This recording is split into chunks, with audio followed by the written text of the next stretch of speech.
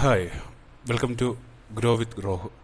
അപ്പോൾ കഴിഞ്ഞ ക്ലാസ്സിൽ ഞാൻ പറഞ്ഞ എന്തായിരുന്നു, വാട്ട് ഈസ് ഡിജിറ്റൽ മാർക്കറ്റിംഗ്, എന്താണ് ഡിജിറ്റൽ മാർക്കറ്റിംഗ് എന്നാണ് ഞാൻ പറഞ്ഞത്. ഓക്കെ, അപ്പോൾ എല്ലാവർക്കും മനസ്സിലായെന്ന് വിചാരിക്കുന്നു എന്താ ഡിജിറ്റൽ മാർക്കറ്റിംഗ് എന്നുള്ളത്. ഒന്നുകൂടെ പറയാം.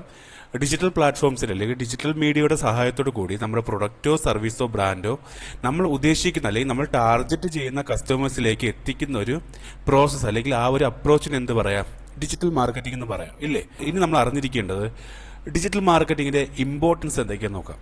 ഓക്കെ, അപ്പോൾ നമുക്ക് ഓരോന്നായിട്ട് എന്തൊക്കെയാണ് ഇമ്പോർട്ടൻസ് നമുക്ക് നോക്കാം. ഒന്നാമത്തതാണ് ഗ്ലോബൽ റീച്ച്. എന്താ global reach? Break geographical barriers and connect with audience worldwide instantly.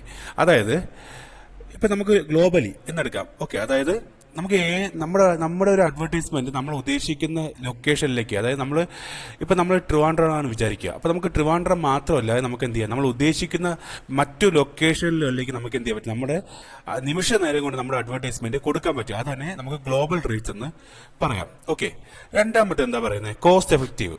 Okay, cost effective എന്ന് പറയുമ്പോൾ എന്താ ഉദ്ദേശിക്കുന്നത്? ഇപ്പം എന്താണ് ഈ ഒരു നമ്മളൊരു ട്രഡീഷണൽ മാർക്കറ്റിംഗ് അപ്രോച്ച് പറയുമ്പോൾ എന്താ, ഈ ഒരു ന്യൂസ് പേപ്പർ, TV തുടങ്ങിയ ട്രഡീഷണൽ മാർക്കറ്റിംഗിലെ മാധ്യമങ്ങൾ, ട്രഡീഷണൽ മീഡിയ വച്ചുകൊണ്ട് നമ്മൾ ചെയ്യുമ്പോൾ എന്താണ്, അത് ഭയങ്കര കോസ്റ്റ് ആയിരിക്കും എന്ന് പറഞ്ഞു, ഇല്ലേ? പക്ഷെ നമുക്ക് അതിനെ അപേക്ഷിച്ച് എന്താണ്, കൂടുതൽ ആളുകളിലേക്ക് വലിയ സ്വാധീനം ചെലുത്താൻ നമുക്ക് ഡിജിറ്റൽ മാർക്കറ്റിംഗിന് കഴിയും. അതായത് ചെറിയ ഒരു തുക നമ്മൾ മുടക്കി കഴിഞ്ഞാൽ അതിലൂടെ നമുക്ക് എന്ത് ചെയ്യാൻ പറ്റും, വലിയ വരുമാനം ഉണ്ടാക്കാൻ പറ്റും. ഓക്കെ, അതാണ് ഡിജിറ്റൽ മാർക്കറ്റിംഗിലെ മറ്റൊരു ഇമ്പോർട്ടൻസ് എന്ന് പറയുമ്പോൾ. ഓക്കെ, അപ്പോൾ ചെറിയൊരു മുതൽ മുടക്കിൽ നമുക്ക് വലിയ വരുമാനം ഉണ്ടാക്കാൻ നമുക്ക് സാധിക്കും. അതാണ് cost effective and higher revenue. രണ്ടും മൂന്നും ഓരോ പോയിന്റ് ആയിട്ട് ഇട്ടേക്കുന്നത്. പക്ഷെ ഞാൻ എന്ത് ചെയ്യുന്നത്, രണ്ടും ഒരുമിച്ചാണ് പറയുന്നത്. മൂന്നാമത്തെ എന്താ, ഹയർ റവന്യൂ.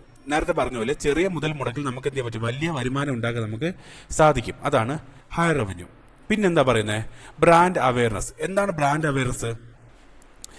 മൾട്ടിപ്ലാറ്റ് അല്ലെങ്കിൽ വിവിധ ഓൺലൈൻ പ്ലാറ്റ്ഫോമുകളിലൂടെയോ അല്ലെങ്കിൽ ടച്ച് പോയിന്റുകളിലൂടെ നമുക്ക് എന്ത് ചെയ്യാൻ പറ്റും, പീപ്പിൾസിലേക്ക് അല്ലെങ്കിൽ നമ്മൾ ഉദ്ദേശിക്കുന്ന ആൾക്കാരിലേക്ക് നിങ്ങളുടെ ബ്രാൻഡിന്റെ പേരും അല്ലെങ്കിൽ അതിന്റെ ബ്രാൻഡിന്റെ ലോഗോ എല്ലാം വെച്ചുകൊണ്ട് നമുക്ക് എന്ത് ചെയ്യാൻ പറ്റും, നമ്മുടെ ബിസിനസിനെ ആൾക്കാരിലേക്ക് എത്തിക്കാൻ പറ്റും. കുറച്ചുകൂടി സിമ്പിളാക്കി പറഞ്ഞാൽ ബ്രാൻഡ് അവയർനെസ് എന്ന് വെച്ചാൽ നമ്മുടെ ബിസിനസ്, നമ്മുടെ ലോഗോ, നമ്മുടെ ബ്രാൻഡ് എന്താണെന്ന് പറഞ്ഞ് നമ്മൾ ഉദ്ദേശിക്കുന്ന കസ്റ്റമേഴ്സിലേക്ക് എത്തിക്കുന്നത് നമുക്ക് എന്ത് പറയാം, ബ്രാൻഡ് അവയർനെസ് എന്ന് പറയാം. ഓക്കെ, അഞ്ചാമത്തെയാണ് ഇംപ്രൂവ്ഡ് കസ്റ്റമർ എൻഗേജ്മെന്റ്. അപ്പൊ എന്താണ് improved customer engagement? Foster two way conversations and build stronger lasting relationship. നമ്മളൊരു ടു വേ കമ്മ്യൂണിക്കേഷനാണ്. ഓക്കെ, ട്രഡീഷണൽ മാർക്കറ്റിംഗ് എന്ന് പറയുമ്പോൾ എന്താണ്, വൺ വേ കമ്മ്യൂണിക്കേഷൻ. എന്നാൽ ഡിജിറ്റൽ മാർക്കറ്റിംഗ് എന്ന് പറയുമ്പോൾ എന്താണ്, ടു വേ കമ്മ്യൂണിക്കേഷൻ. അതായത് ഒരു കസ്റ്റമറും ഒരു കമ്പനിയും തമ്മിലുള്ള അങ്ങോട്ടും ഇങ്ങോട്ടും ഉള്ള ഒരു കോൺവെർസേഷൻ, അതാണ് നമുക്ക് ടു വേ കമ്മ്യൂണിക്കേഷൻ അല്ലെങ്കിൽ ടു വേ കോൺവെർസേഷൻ എന്ന് പറയാം.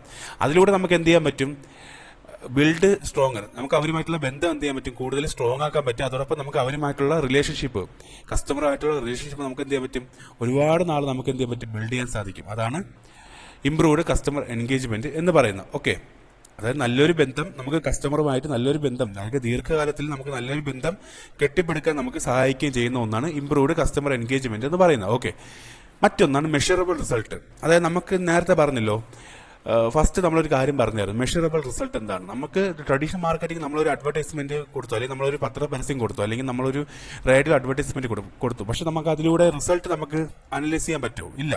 എന്തുകൊണ്ടാണ്? നമുക്കത് ട്രാക്ക് ചെയ്യാനുള്ള ഒരു മാധ്യമം നമുക്കില്ല.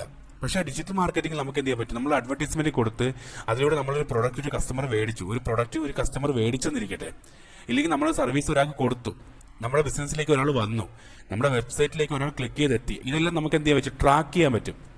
അല്ലെങ്കിൽ ട്രാക്ക് കീ പെർഫോമൻസ് ഇൻഡിക്കേറ്റർ, അതായത് നമ്മുടെ കമ്പനിയുടെ ഓവറോൾ കാറ്റഗറി, അതായത് നമ്മൾ ഓവറോൾ ഉള്ള ഒരു പെർഫോമൻസ് നമുക്ക് ട്രാക്ക് ചെയ്യാൻ പറ്റും. അതാണ് key performance indicator. Optimise campaigns and prove ROI with precious and transparency. Okay, ഞാൻ നേരത്തെ പറഞ്ഞ റിട്ടേൺ ഓൺ ഇൻവെസ്റ്റ്മെന്റ്. എന്താണ് റിട്ടേൺ ഓൺ ഇൻവെസ്റ്റ്മെന്റ്?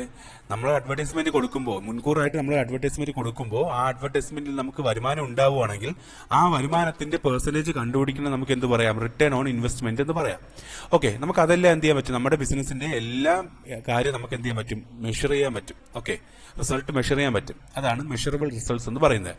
അടുത്ത ഡീറ്റെയിൽ ടാർഗറ്റിംഗ്. എന്താ പറയുക, reach specific demographics, ഇൻട്രസ്റ്റസ് and behaviours with unparallel accuracy. എന്ന് വെച്ച് കഴിഞ്ഞാൽ എന്താ ഉദ്ദേശിക്കുന്നത്, നമുക്ക് ഡീറ്റെയിൽ ടാർഗറ്റിംഗ്, നമ്മൾ ഒരു അഡ്വർടൈസ്മെന്റ് കൊടുക്കുമ്പോൾ അത് എങ്ങനെയുള്ള കസ്റ്റമേഴ്സിലേക്ക് എത്തിക്കണം, അത് എങ്ങനെയുള്ള ഡെമോഗ്രാഫിക്സിലേക്ക് എത്തിക്കണം, അത് എങ്ങനെ എന്ത് താല്പര്യമുള്ള ആൾക്കാരിലേക്ക് എത്തിക്കണം, അവരുടെ സ്വഭാവം അവരെങ്ങനെയുള്ള ആൾക്കാരായിരിക്കണം എന്നും കൂടെ നമ്മൾ എന്ത് ചെയ്യുന്നു, മുൻകൂറായിട്ട് തീരുമാനിക്കും. അതാണ് ഡീറ്റെയിൽ ടാർഗറ്റിംഗ് എന്ന് പറയുന്നത്. ഓക്കെ, ഇത്രയാണ് നമുക്ക് മെയിനായിട്ട് ഡിജിറ്റൽ മാർക്കറ്റിംഗിന്റെ ഇമ്പോർട്ടൻസ് ആയിട്ട് നമുക്ക് പറയാനുള്ളത്. ഓക്കെ, എല്ലാവരും അറിഞ്ഞിരിക്കേണ്ട ഒരു കാര്യം കൂടിയാണ്. നമുക്ക് ഈ ജോലിക്കായിട്ട് പോകുമ്പോഴും ഒരു ഇന്റർവ്യൂവിനായിട്ട് പോകുമ്പോഴും എവിടെയെങ്കിലും പഠിക്കാൻ പോകുമ്പോഴും നമ്മൾ ഓർമ്മിച്ചിരിക്കേണ്ട ഈ ഒരു 6 കാര്യങ്ങൾ ഏതൊക്കെയാ, 6 കാര്യങ്ങളാണ്. ഓക്കെ, ഏതൊക്കെയാ? Global reach, cost effective and higher revenue, brand awareness, improved customer engagement, measurable result and data driven decision, 7 detailed targeting എന്ന് പറയുന്നത്. ഓക്കെ, അപ്പോൾ ഇതാണ് നമ്മുടെ ഡിജിറ്റൽ മാർക്കറ്റിംഗിന്റെ